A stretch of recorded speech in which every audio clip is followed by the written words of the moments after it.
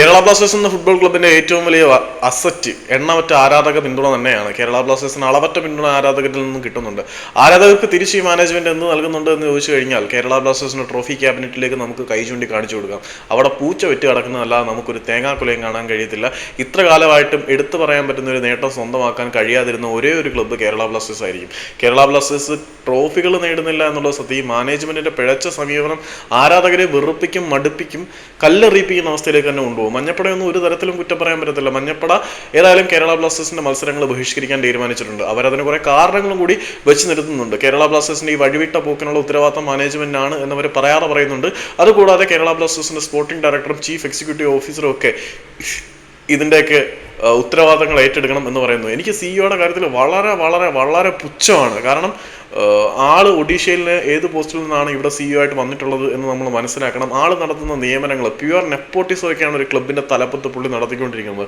Media ടീമിന്റെ appointment എന്നൊക്കെ പറഞ്ഞു കഴിഞ്ഞാൽ എന്താണ്, അയാൻ ചാറ്റർജി, അഭിക് ചാറ്റർജിയുടെ സഹോദരനായിട്ടുള്ള അയാൻ ചാറ്റർജി കീ റോളിലേക്ക് വരുന്നു.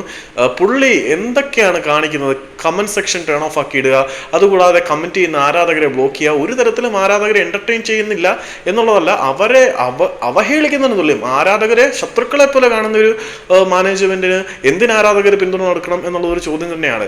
ഈ ആരാധകർക്ക് എന്തെങ്കിലുമൊക്കെ വേണ്ടേ? അവരവരുടെ പോക്കറ്റിലെ പൈസ എടുത്ത് കളി കാണാൻ വന്നിട്ട് പോകുമ്പോൾ അവർക്ക് നിലയ്ക്കാത്ത ട്രോമകളല്ലാതെ ഒന്നും കിട്ടുന്നില്ല. ഈ ഒരു ക്ലബിന്റെ ഭാഗത്തു നിന്ന് സന്തോഷം കിട്ടുന്നില്ല എന്നത് മാത്രമല്ല, ദുരന്തപൂർണമായിട്ടുള്ള പ്രകടനങ്ങൾ, സ്വാഭാവിക പ്രതികരണം സോഷ്യൽ മീഡിയയിൽ അറിയിക്കുമ്പോൾ അവരെ ബ്ലോക്ക് ചെയ്യുക. അതായത് ആരാധകരുടെ അഭിപ്രായ സ്വാതന്ത്ര്യത്തിന് ചങ്ങലക്കിടുന്ന പിഴച്ച മാനേജ്മെന്റുകൾക്കെതിരെ ആരാധകർ ഇങ്ങനെ വന്നില്ലെങ്കിൽ മാത്രമേ ഉള്ളൂ അത്ഭുതം. ഏതായാലും കേരള ബ്ലാസ്റ്റേഴ്സിന്റെ ഈ വഴിവിട്ട നയങ്ങളിൽ പ്രതിഷേധിച്ചുകൊണ്ട് മഞ്ഞപ്പട ഇനിയുള്ള മത്സരങ്ങളിൽ കൊച്ചിയിൽ നിന്നും വിട്ടു നിൽക്കാനാണ് തീരുമാനിച്ചിരിക്കുന്നത്. ആ വിട്ടു നിൽക്കുക എന്നുള്ളതിനോട് ഞാൻ പൂർണ്ണമായിട്ടും യോജിക്കത്തില്ല. കാരണം കൊച്ചിയിൽ സ്റ്റേഡിയത്തിൽ കയറി നിങ്ങൾ കളി കാണുന്നത് പകരം പുറത്ത് ഫാൻ പാർക്കുകൾ സൃഷ്ടിച്ച് കളി കാണണം. ഇന്ത്യൻ നാഷണൽ ടീമിന്റെ എന്തിന് ഇതിൻ്റെയൊക്കെ കാരണം ഈ ആരാധകരെ വെച്ച് ഇവന്മാർ കച്ചവടം ചെയ്യുന്നതിനപ്പുറത്തേക്ക് ഒരു തേങ്ങയും ചെയ്യുന്നില്ലല്ലോ.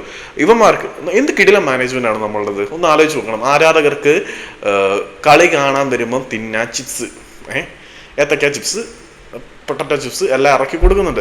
അതുകൂടാതെ ഗോലി സോഡ അവന്മാർ ഇറക്കി വിട്ടായിരുന്നു. പിന്നെ ഒരുപാട് സാധനങ്ങൾ ലോഞ്ച് ചെയ്യുന്നുണ്ട്. പിന്നെ കളി കൊണ്ട് നമ്മുടെ ബ്ലാസ്റ്റേഴ്സിന്റെ കളി കണ്ട് കണ്ണിൽ നിന്ന് കണ്ണീര് വരുമ്പോൾ കണ്ണീര് തുടയ്ക്കാനുള്ള ടിഷ്യൂ പേപ്പർ വരെ ഇറക്കി കൊടുക്കുന്ന ഒരു മാനേജ്മെന്റ്.